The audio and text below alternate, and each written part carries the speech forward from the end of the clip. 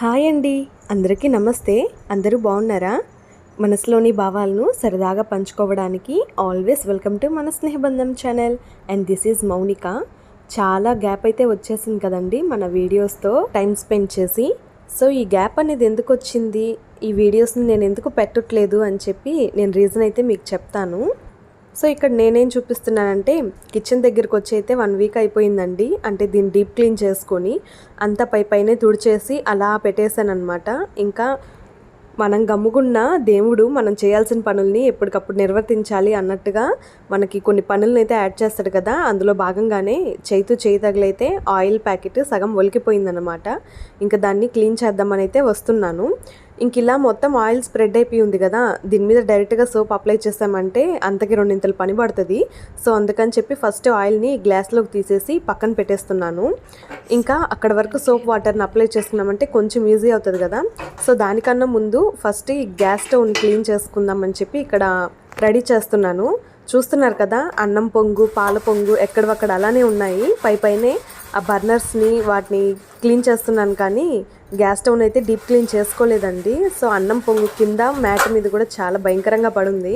ఇవంతా ఒకరోజు అంటే నిన్న పెట్టేసుకున్నాను అనమాట. కిచెన్కే ఒకరోజు అంతా సరిపోయింది. సో ఇంకా బెడ్రూమ్ హాల్ మొత్తం పెట్టుకున్నామంటే ఇంకా 2 డేస్ అయితే పడుతుంది. సో ఫస్ట్ కిచెన్ దగ్గరికి అయితే వచ్చేస్తున్నాను. ఇది మొత్తము ఈ విధంగా సోప్ని అప్లై చేసి ఒక 5 మినిట్స్ వదిలేసామంటే మొత్తం నాని నీట్గా అయితే వచ్చేస్తుంది. దాని మీద మనం అంత ప్రెషర్ పెట్టనవసరం లేదు కదా. ఇంకా ఈ పై బండను కూడా కొంచెం క్లీన్ చేసుకుంటున్నాను, కానీ దాన్ని కూడా డీప్ క్లీన్ అయితే చేసుకోలేదు. సో ఈ పసుపు వరకు స్కిప్ చేసేసి కొరవంతా సోప్ని అయితే అప్లై చేస్తున్నాను. దాన్ని మాత్రం ఎందుకు కడగట్లేదంటే దాన్ని ఫస్ట్ క్లాత్తో క్లీన్ చేసుకోవాలండి, లేకపోతే ఆ పసుపు అనేది మొత్తం పేరుకోపోతుంది. అందులో మనకి కిచెన్ అంటే కొంచెం ఆయిలీగానే ఉంటుంది కదా, ఇంకా చెప్పనవసరం లేదు, మొత్తం అయిపోతుంది అనమాట. అందుకని ఫస్ట్ క్లాత్తో క్లీన్ చేసుకోవాలి. ఇంకా అది నానుతుంటుంది. ఒక పక్క దీన్ని అయితే క్లీన్ చేసుకుందామని అయితే వస్తున్నాను. దీనికి 15 మినిట్స్ టైం అయితే తినేసిందండి ఇక్కడ వరకేను, అంటే ఆయిల్ వరకు క్లీన్ చేసుకోవడానికి.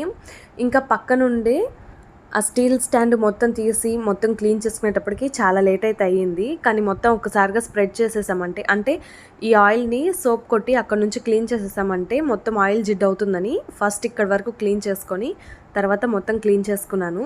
సో ఓవరాల్గా క్లీన్ చేసుకున్న తర్వాత ఇల్లు ఎలా ఉందని చూపిస్తున్నాను. నాకు కిచెన్ వరకు కొంచెం వెంటిలేషన్ తక్కువ ఉంటుందండి. సో అందుకని లైట్ కొంచెం తక్కువ ఉంటుంది, అడ్జస్ట్ చేసుకోండి. కింద ర్యాక్లో వచ్చి నేను రేషన్లో ఇచ్చే రైస్ని కింద పెట్టేసుకుంటాను. ఇంకా పైన ఈ పప్పు ఉప్పు పెట్టుకుంటాను. ఎక్కువగా యూస్ చేసుకునేటివి అంటే టీ పౌడరు షుగరు ఇవన్నీ ఏంటంటే ఇక్కడే అందుబాటులో గ్యాస్ స్టవ్ కాడే పెట్టుకుంటాను.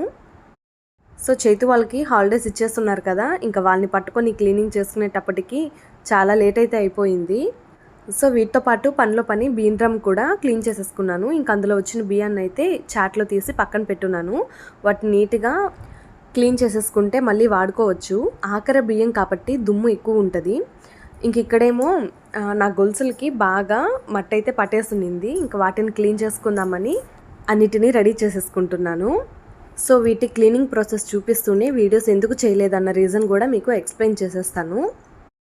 చెప్పే ముందు ఒక చిన్న మాట చెప్పాలి. నేను వీడియోస్ పెట్టట్లేదని మన సబ్స్క్రైబర్స్ అలాగే మన ఫ్యామిలీ మెంబర్స్ కానీ మా ఫ్రెండ్స్ కానీ కామెంట్ చేయడం కాల్ చేయడం అయితే జరిగిందండి. మీ అందరికీ చాలా థ్యాంక్స్ అండి. ఎందుకు ఏమైందన్న రీజన్ తెలుసుకొని లేట్ అయినా పర్వాలేదు టేక్ కేర్ అని చెప్పి అయితే కామెంట్స్ అయితే పెట్టారు. మీ అందరికీ చాలా థ్యాంక్స్ అండి. అసలు ఏం జరిగింది అన్న విషయానికి వస్తే, చైతుకి April 19న స్కూల్లో యాన్యువల్ ఫంక్షన్ అయితే పెట్టారండి. సో హ్యాపీగా అందులో పార్టిసిపేట్ చేసి ఇంకా PP1 గ్రాడ్యుయేషన్ అయితే కంప్లీట్ చేసుకొని ఆ రోజు ఇంటికైతే వచ్చేసాము. ఇంటికి వచ్చేసరికి నైట్ 8 అయితే అయ్యిందండి. సో ఇంకా ఆ రోజు నైట్ అంతా ఫుల్ ఫీవర్ వచ్చేస్తుంది. ఇంకా చెంపలు చెవులంతా నొప్పులు వస్తున్నాయని చెప్పి ఏడుస్తున్నాడు. ఇంకా నిద్రలేసి చూసేసరికి చైతుకి అమ్మవారైతే వచ్చునిందండి. అదే చెంపలమ్మ అంటారు కదా. సో చెంపలమ్మ అయితే వచ్చునింది. ఇంకా అందువల్ల పెయిన్ ఎక్కువ రావడం వల్ల చైతు దగ్గరే ఉండవలసి వచ్చింది. ఇంకా ఫుడ్ ప్రిపరేషన్స్ కూడా ఇంట్లో అయితే ఏం చేసుకోలేదండి, మా అత్తయ్య వాళ్ళు పంపించేసేవారు. ఎందుకంటే చైతు దగ్గరే సరిపోయేది, అసలు వదిలేది లేదు. యాక్చువల్గా చైతుకి 2 times టైఫాయిడ్ అయితే వచ్చింది. ఆ 2 సార్లు బ్లడ్ టెస్ట్ చేసినప్పుడు కూడా అంతగా ఏడవలేదు.